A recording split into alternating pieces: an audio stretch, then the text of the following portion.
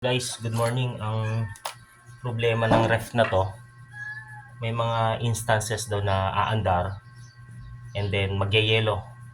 Titigas yung mga yelo. Pero pag nag-automatic na siya, ayaw na niyang mabuhay uli. Hanggang sa malulusaw na lahat, wala nang lamig, nasisira na yung gamit. So, bali tatlo yung sensor nito, no?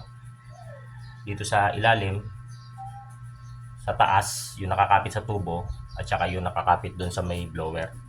So, may lalagyan doon sa ilalim ng blower. So yung mga sensor na yon, chinek ko, okay naman yung mga value niya, no?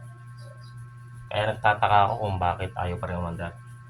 Pero ang ginawa ko is syempre una, chinek ko muna dito, no? So kung i-imagine niyo, pag isinaksak natin yung compressor, so saksak natin, ano? Kung makikita nyo base sa wirings niya, so dumaan siya dun sa ano yung filter ano niya. Ito yung sa filter capacitor niya.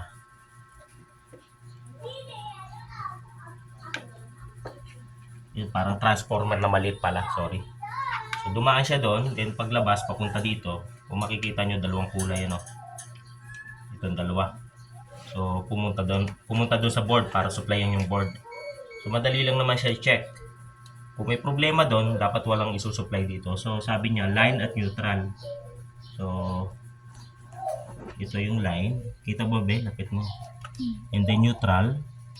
So kung titingnan, may supply naman, ano, 224. So dapat ang unang patatakbo is yung compressor, ano. So ngayon, kung mapapansin nyo, neutral, compressor, heater. So neutral, ito ilagay natin dito sa neutral. And then sa compressor, hindi siya umaandar.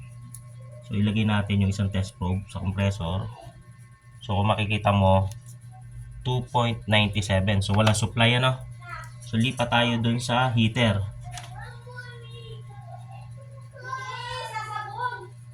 Ayun, nasa heater yung supply ngayon. Pero wala pang yelo. So kung imaginein mo, dapat hindi pa siya lilipat sa heater, ano. So ngayon, kaya hindi umaandar ang compressor kasi nga yung heater ang nagpa-function for now.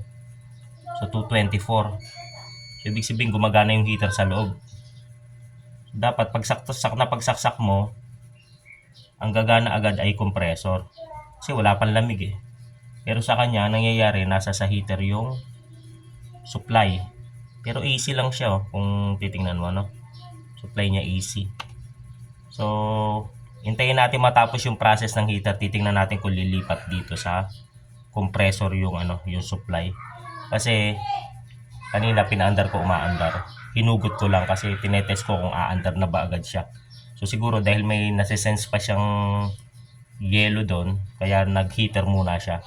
So after mga ilang minuto, maximum of mga siguro mga 8 minutes maximum, dapat yung supply lilipat dito sa compressor para umandar ulit ang compressor. So ilalagay ko na tong ating ano, hindi ko natatanggalin yung nasa neutral, and then lalagay ko dito sa compressor side itong pula. So kailangan ito ay lumipat after gumana ng heater, dapat lumipat sa compressor yung kuryente. So obserbahan muna natin, guys. Okay guys, chinek ko, ganun pa rin yung issue niya, no. Tumigil na yung heater pero ayaw pa rin umandar yung compressor. Pero nung pinugot ko and then sinaksak ko uli, kinalug-kalug ko lang ito, saka ito yung nasa isa ilalim, gumana siya. So ibig sabihin, napalitan na lahat ng sensor sa taas, yung dalawang sensor pati doon sa ilalim, nagluluko pa rin, ano. So ang possible na sira niyan is ito o kaya ito. Kasi kanina ito yung pinokpok ko eh, medyo gumana. So obserbahan ko pa, balitaan ko kayo, guys, ano. So ganyan ka critical mag-troubleshoot ng inverter refrigerator. So dito ligtas tayo.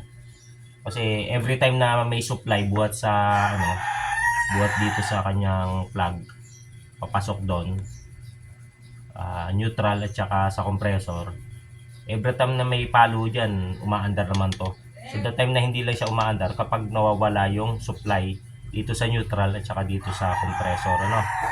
So ang nangyayari, pagsaksak ko, ang nangyayari ang supply napupunta agad dito sa heater, neutral at heater. So dapat hindi ganoon kasi doon lang dapat siya pa-function pagka pag makapal na ang yelo. Sige guys, balita ko kayo, medyo may problema pa rin to pero at least pwedeng gawing guide to sa mga bagong technician. Maraming salamat guys.